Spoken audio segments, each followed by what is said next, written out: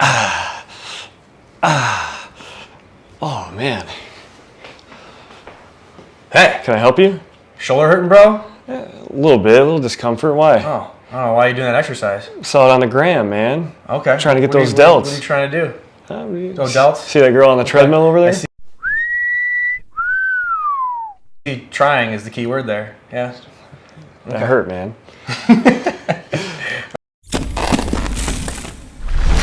All right, bro. If you're trying to get bigger delts, that's great, right? But if you're inadvertently causing neck and shoulder problems by doing that, well, that's a problem, because if your neck and shoulder don't work well, you can't build big delts. So let's find a happy medium. Let's do something that can build your delts, but let's also do it in a functional manner so that you're improving your strength and performance and reducing risk of injury while also getting swole. Sounds pretty dope. All right, let's do it. Okay. Okay. What do I need to do? Okay, so first thing is, when we set up, first of all, a fly, not the greatest exercise. If you think about it from a functional standpoint, when do we ever walk down the airport or walk down the street or anywhere else holding the arms out like this? All right, you can just stop, bro. Nobody ever does this walking around, right? We do a suitcase carry, or well, nowadays we have the suitcase that you pull behind you, but you don't just walk down the street doing something like this. So yes, you can strengthen the delts that way, but however, you may be inadvertently causing some issues of impingement, or if you don't understand shoulder blade motion, you can be using your neck muscles to hike your shoulder up. So let's be a little bit more aware of mechanics to make this exercise better. And then we'll also give you maybe even what I think is a better exercise overall that you can skip the flies with. Is it on Instagram? It will be. Okay, perfect. Okay. Show me. So first and foremost, what we want to do, let's turn around, bro. Okay, the big thing is that we have two major pieces to the shoulder. We have the shoulder blade and the shoulder. Shoulder motion, let's get rid of this baby weight. So 45s. Shoulder motion is the shoulder joint here. Shoulder blade motion is this here. We need both for ideal shoulder function or arm function. So what we want to first do is understand how to set our shoulder blade. So what we're going to do, the easy cue here is shrug up, good, and then shrug down, where you think like you're pulling your shoulder blades down to your back pockets.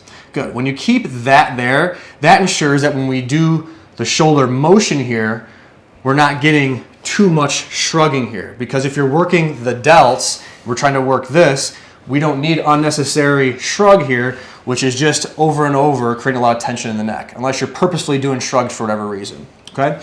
So let's set this up with your baby weights again. 45s. Good. All right. So let's do what you were doing before, where you're shrugging and flying. I'm a bird. Good. Now here, shrug up, shrug down. Keep that shrug down, and now go ahead and fly without the arms way out. Let's bend the elbows at 90 degrees. Good. And now think about keeping those shoulder blades down as your elbows come up to my hands. Good. And back down. Good. Notice the space between his ear and his shoulder stay the same, whereas you do it incorrectly, go ahead and do it, right? That space then decreases. So by working it with the shoulders shrugged down, we know we're working the delts and the shoulder blades at the same time without inadvertently overusing the traps, which can create a lot of neck tension. So if you're doing a lot of upper body workouts and creating a lot of neck tension, this is likely the culprit. Okay. Make sense, bro? I think I can do that. Okay. Next is, we're just going to go to what I think is a better exercise overall that works your function, which works the delts, but also in conjunction with other shoulder muscles. It's just a simple vertical press. So a vertical press is simply pressing overhead, but we're going to use the same function we talked about before. So let's go ahead and turn around again. Good.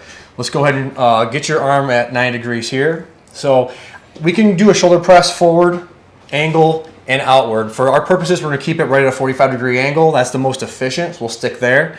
So we're first going to shrug up, shrug down. Good, and then hold that position. Now this can be difficult to do, so if you can't shrug up, shrug down with your weight like this, stay attuned, keep watching this. At the end, we'll show you a drill you can work through to figure out better shoulder blade motion. Okay, so shrug up, shrug down again.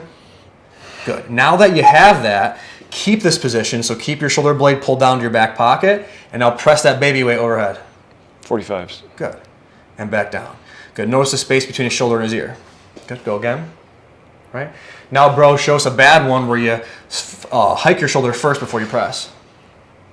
Okay. Oh. Right? And it may not necessarily look like that. It may look like when you start pressing, then it comes up quite a bit. Regardless, we don't want to create the shoulder approximating toward the ear. We want to keep that space as you press. Go ahead and press again. Good. And back down. Now to upgrade it even more, let's face toward the camera. Let's get into half kneeling. Now we can turn to a core stability exercise and make it more unique. So right arm you're doing, your strong dominant arm? Okay. Absolutely. Let's go down to half kneeling. Okay. Half kneeling about shoulder width apart. So left leg, right knee, right leg. Good. So get a little bit more narrow. Good. All right. Let's go ahead and get your press position. Good. 45 degrees. Good. And let's go ahead and press. Keep the so first actually shrug up, shrug down. Good. Hold here, and now go ahead and press. Good. Perfect. We want to make it a little harder. Obviously, we can add more reps, more weight. We can also narrow up the stance. So go ahead and narrow up your stance here to be like you're on a balance beam. Come a little more. Good. All right. Now, through here, we should feel a little more unstable. So that challenges your core and your hips a little bit more. Go ahead and press. I like core.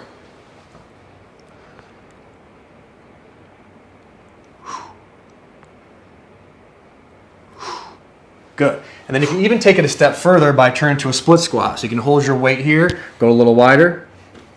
Good, a little wider. Good. Let's lean forward a bit.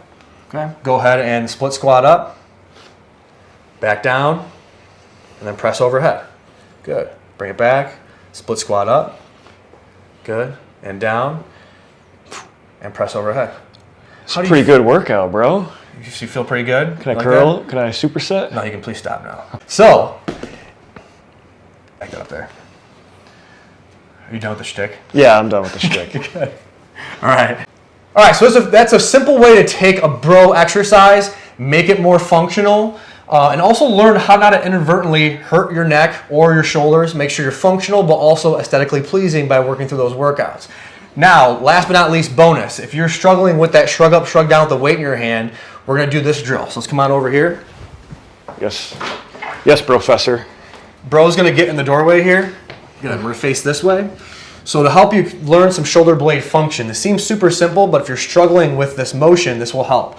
Our arm's going to go straight forward here, and we're going to work on moving the arm without moving the shoulder.